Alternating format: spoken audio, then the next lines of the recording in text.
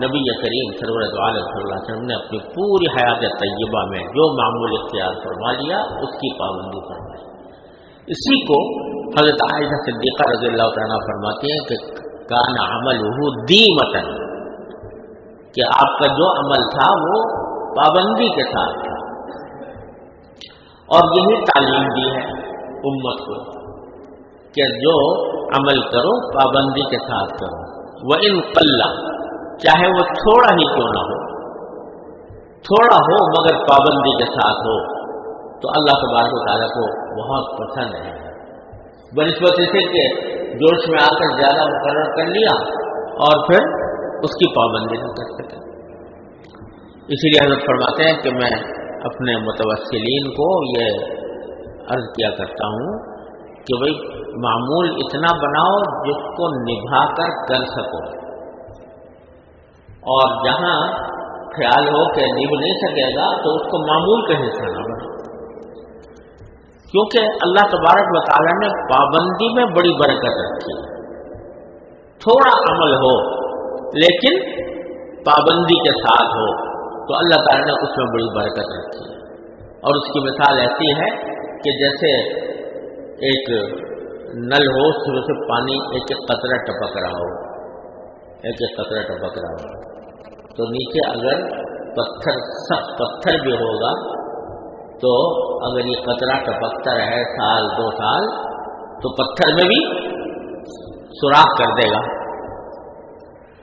اور اگر وہ نل میں سے تم نے ایک مرتبہ تو خوب تیز پانی چھوڑ دیا اور پھر بند کر دیا اور پھر چھوڑ دیا پھر بند کر دیا، تو حالانکہ تیز پانی چھوڑا لیکن پتھر ٹس سے موسم بھی نہیں ہوگا۔ وہ ایک قطرہ جو ہے جو مسلسل ٹپک رہا ہے وہ سوراخ کر دے گا پتھر کے اندر۔ یہ اللہ تعالیٰ نے خاصیت رکھی ہے مداومت میں، پابندی میں۔ اس لیے ہمارے جتنے بزرگوں کے حالات ہیں ان سب میں یہ نظر آتا ہے کہ اللہ تعالیٰ نے ان کے کاموں میں جو برکت عطا فرمائی اور جو جس مقام تک پہنچایا اس میں معمول کی پابندی کا بہت بڑا حصہ ہے۔ جو معمول مقرر کر لیا اس کو نبھا کر، اور در حقیقت جب آدمی اپنی اصلاح کے راستے میں قدم رکھے جس کو سلوک کہتے ہیں، تو اس میں سب سے زیادہ جس چیز کی ضرورت ہے وہ یہ ہے کہ جو معمول بنائے اس کو پابندی کے ساتھ کرے، اس کو نبھائے۔ معمول بناتے وقت یہ سوچ لے کہ میں اتنا ہی بناؤں جتنا کر سکوں، تھوڑا بنا لیکن پابندی بنے۔ یہ اللہ تبارک و تعالیٰ نے اس میں برکت رکھی ہے، اور اس کے نتیجے میں اس عمل کے انوار و برکات بندے کو حاصل ہوتے ہیں۔ جتنے ہمارے بزرگ ہیں سب کا یہی معمول ہے، اور یہ صرف یاد کر دوں کہ یہ صرف عبادات اور ذکر کی حد تک نہیں ہے یہ بات، بلکہ ہر دنیا کے کام میں بھی، ہر دنیا کے کام میں بھی یہ پابندی وقت، معمول کی پابندی، یہ دنیا کے عام کاموں کے اندر بھی مطلوب ہے اور اس میں برکت ہوتی ہے، اور اللہ تبارک و تعالیٰ اس کے ذریعے بڑے بڑے کام انجام دلوا دیتے ہیں۔ یہ آپ سب حضرات اپنا اپنا حال کے اوپر نظر ڈال کر دیکھ لو، یہ معمول کی پابندی نہ ہونا یہ در حقیقت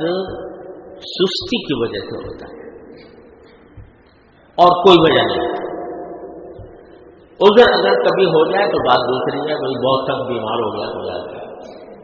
تو اس میں بیماری تو اللہ تعالیٰ نے عذر مانا ہے نماز کے لیے بھی، تو وہ الگ بات ہے، لیکن عام حالات میں نظر ڈال کے دیکھ لو، گریبان میں منہ ڈال کر دیکھ لو، سستی کے سوا اور کوئی وجہ نہیں ہے معمول کے ترک ہونے۔ ارے اللہ کے بندو یا تو معمول بناؤ نہیں،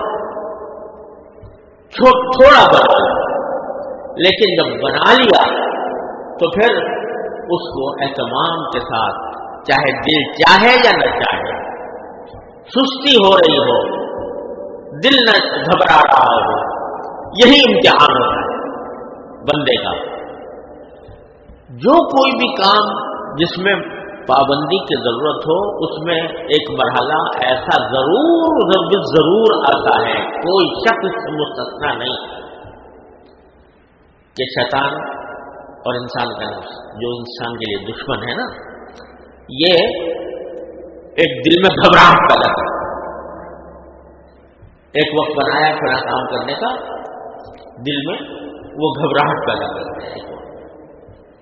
کسی طرح دل نہیں چاہتا، دل چاہتا اٹھ کے بھاگ پڑا، نہیں دل چاہتا، یہ لازمن ہوتا ہے، اس سے کوئی مستثنا نہیں۔ اور یہی وہ وقت ہے جو امتحان ہے انسان۔ اگر اس وقت تم نے سستی کے آگے ہتھیار ڈال دیے، اس گھبراہٹ کے آگے ہتھیار ڈال دیے، تو تم شکست کھا گئے۔ اور اگر اس وقت ڈٹ گئے کہ چاہے میرا دل گھبرائے، چاہے مجھے دل پہ آرے چلے، چاہے مجھے سستی ہو، چاہے مجھے نیند آ رہی ہو، مگر میں یہ کام اس وقت ضرور کروں گا، زبردستی کروں گا، تو چند دن اگر تم نے زبردستی کر لی تو تم نے میدان مار لیا۔ اور میں آپ کو اپنا تجربہ بتاتا ہوں، میری تو کوئی حیثیت ہی نہیں ہے، لیکن میں سمجھانے کے لیے عرض کر رہا ہوں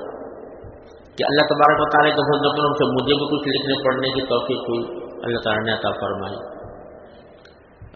100 کے قریب مرحلے میں کتابیں ہو گئی ہوں گی، لکھی ہوں گی۔ کوئی تالیف مجھے ایسی یاد نہیں ہے اپنی جس میں ایک مرحلے پر دل یہ نہ چاہتا ہو کہ کپڑے پھاڑ کے بھاگ جاؤ، یہ چھوڑ دو، اس کو آگے مت بڑھاؤ۔ ہر تالیف میں، ہر مضمون میں ایک مرحلہ ایسا آتا ہے جب دل گھبرا اٹھتا ہے اور دل چاہتا ہے کہ بھاگو، اپنے آپ کو اس سے جان چھڑاؤ ہوتا ہے۔ ایک مرحلہ لازمن ایسا ہے، اور ہر جگہ آیا، ہر موقع پر آیا، لیکن کچھ اللہ تعالیٰ کی توفیق تھی، اپنے بزرگوں کی دعائیں تھیں کہ اس کی وجہ سے چھوڑا نہیں، بلکہ اس کو جاری رکھا جیسا کیسا بھی۔ اور میں آپ سے عرض کرتا ہوں کہ یہ لکھنا پڑھنا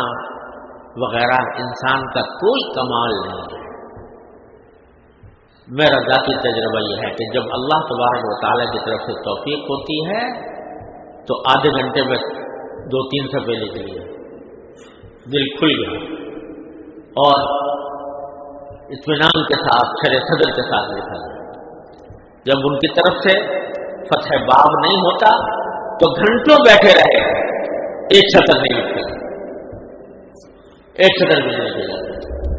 تو یہ سب اللہ جل جلالہ کی طرف سے، لیکن بندے کا امتحان ہوتا ہے کہ ایک مرحلے پہ جا کر دل گھبرا اٹھا پوری طرح۔ لیکن اگر ٹھیک ہے گھبرا گیا، نہیں چل رہا، وقت تو گزاروں گا، یہی پڑھوں، اسی جگہ پہ گزاروں گا، اسی کام میں گزاروں گا، دماغ چلے یا نہ چلے، قلم پہ کوئی لفظ آئے یا نہ آئے۔ چند دن ایسا ہوا، وہ سب ساری گھبراہٹ بول رہا ہوگا کچھ دنوں سے، اور بعض ایک ہی کام میں کئی مرتبہ بیٹھا، لیکن اگر آدمی ہتھیار ڈال کے بیٹھ جائے تو بس اس نے گویا اپنے ہار مان لی اور ختم ہو گیا۔ اور جب اللہ تبارک و تعالیٰ توفیق ہوتی ہے تو ہو جاتا ہے۔ میری ایک کتاب ہے، وہ اللہ تعالیٰ کے فضل و کرم سے مقبول بھی ہوئی۔ حضور نے فرمایا سرور دو عالم صلی اللہ علیہ وسلم کی احادیث کا کچھ چھوٹا سا مجموعہ ہے، چھوٹی سی کتاب ہے. یہ روزانہ مابین الاذان العصر وصلاۃ العصر، یعنی عصر کی اذان اور عصر کی جماعت، ان کے درمیان کا جو وقت ہے بس اس وقت میں لکھی گئی ہے. یعنی اس کا کوئی اور وقت مقرر نہیں تھا. تو عصر کی چھٹا گھنٹہ ہمارے یہاں دارالعلوم میں جو ہوتا ہے، تو چھٹے گھنٹے کا سبق پڑھا کر اس کے بعد سے عصر تک لکھی جاتی تھی. بعض اوقات اس چھٹا گھنٹے میں عصر سے کچھ پہلے ختم ہو جاتا تھا چھٹا گھنٹہ، تو وہ وقت بھی مل گیا. اور بعض اوقات عین اذان کے وقت ختم ہوتا تھا، تو وہ 10 منٹ پہ 10 سے لے کر 20 منٹ روزانہ، تو وہ